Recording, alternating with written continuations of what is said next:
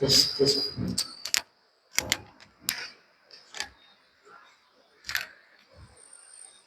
Bismillahirrahmanirrahim. Assalamualaikum warahmatullahi wabarakatuh.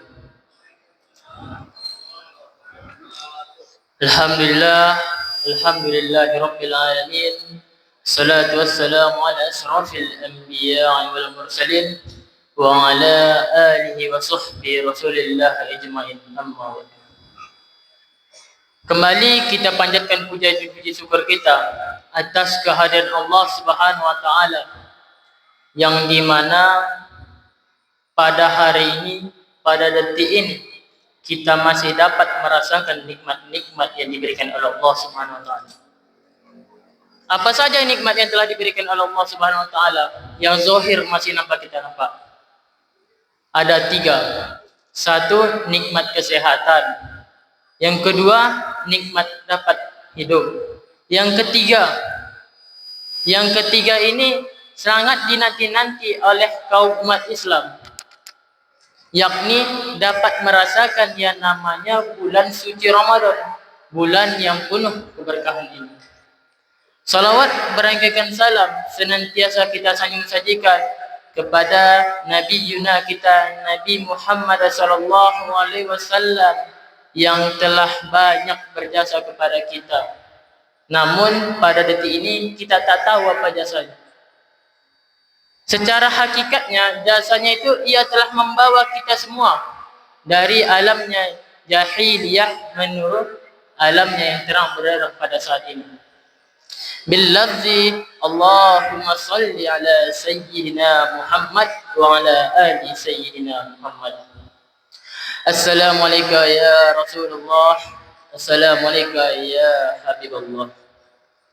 Yang terhormat pengurus Masjid Baitur Rahman, yang saya hormati juga ibu-ibu, bapak-bapak, hadirin wal hadirat yang dirahmati Allah Subhanahu wa taala. Di malam yang penuh keberkahan ini, alhamdulillahirabbil alamin. Selalu kita ucapkan alhamdulillahirabbil alamin. Rasa syukur, bukti rasa syukur kita kepada Allah Subhanahu wa taala. Adapun judul tema kita pada malam ini yakni tentang meningkatkan kualitas puasa. Hadirin yang dirahmati Allah Subhanahu wa taala, pada malam hari ini.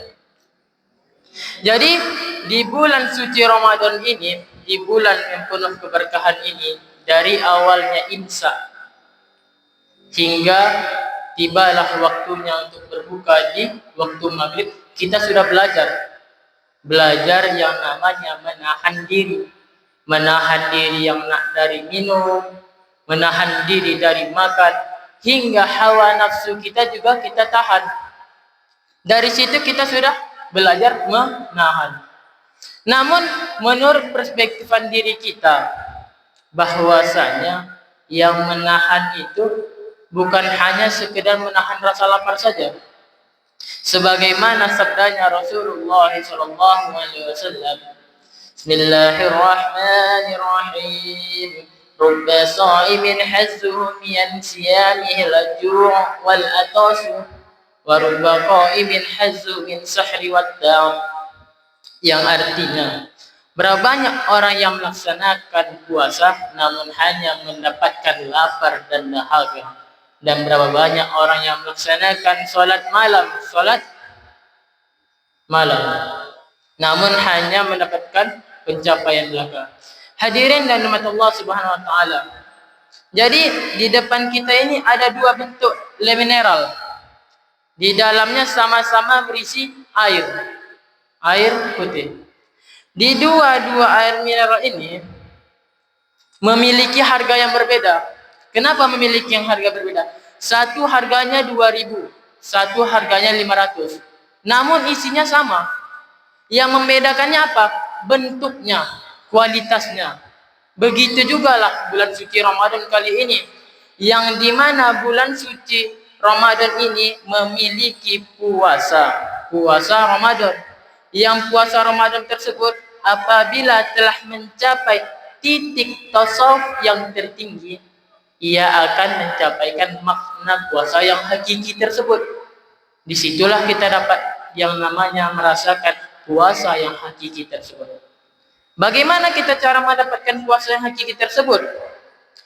Bahwasanya dari awal kita berniat berpuasa tersebut memang tulus dari diri kita, dari kolbi, hati kita, hati sanubari kita. Kita berniat berpuasa karena Allah Ta'ala. Karena Allah Ta'ala itu maksudnya apa? Mengharapkan ridhonya Allah Subhanahu Wa Ta'ala.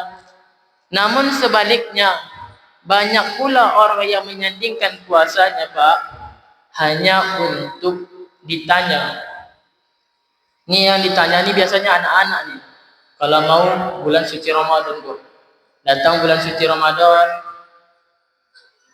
di akhir bulan suci Ramadan, Idul Fitri. Di waktu Idul Fitri ditanya, siapa puasanya yang bolong? Enggak ada. Ya memang enggak ada dijawabnya, takut kena marah itu biasanya itu. Kalau ditanyanya enggak ada. Namun kalau walaupun ia berpuasa penuh di bulan suci Ramadan tersebut, waktu ditanya di Idul Fitri, itu hanya sekedar menahannya saja. Tak terasa dia makna puasa tersebut. Sedangkan makna puasa tersebut ia laksanakan memang dari diri dia. Memang dari diri sendiri, penuh keikhlasan karena untuk mengharapkan ridhonya Allah Subhanahu Wa Taala. Inilah baru yang namanya puasa. Disitulah timbul nanti rasanya puasa itu kok nggak ada haus. Kenapa tak ada lapar? Karena ia memang dirasakannya di dalam hati. Kalau puasa itu hanyalah untuk mengharapkan ridhonya Allah Subhanahu Wa Taala. Jadinya tak terasa puasa itu. Begitulah selanjutnya. Untuk yang dikatakan yang namanya puasa. Jadi kalau dalam pemikiran, wajar saja kalau di awal bulan puasa tersebut selalu ada ceramah yang namanya niat. Karena yang dikatakan dengan niat itu awal pekerjaan. Sebelum kita melakukan pekerjaan sudah didahulukan dengan niat. Jadi wajar saja kalau di awal-awal ceramah bulan Ramadan kemarin itu ceramahnya itu niat. Jangan mengira kenapa Ustaz ini selalu ceramah niat. Karena di dalam niat tersebut belum banyak kita menindakkannya, bahwasanya kita menindaki lebih lanjut niat tersebut ke dalam diri kita. Jadi langkah baiknya kita sebagai hadirin wal hadirat rahmatullah Subhanahu Wa Taala yang berada di Masjid Baitur Rahman ini bersama-sama pula kembali memperbaiki niat kita, kembali memperbaiki kualitas puasa kita selagi kita masih dapat merasakan bulan suci Ramadan tersebut. Sebagaimana pula insyaallah dapat merubah kepribadian diri kita menjadi kepribadian yang lebih baik untuk ke depannya. Mungkin cukup sekian yang dapat saya sampaikan. Mohon maaf apabila ada kesalahan maupun perilaku saya yang tidak mengenakan kepada hati saudara sekalian, maupun ucapan saya tersebut dapat tersinggung ke dalam hati seseorang. Saya mohon maaf sebesar-besarnya atas kesalahan saya tersebut. Wabillahi taufiq wal hidayah wa ridwan wal inayah. Wassalamualaikum warahmatullahi wabarakatuh.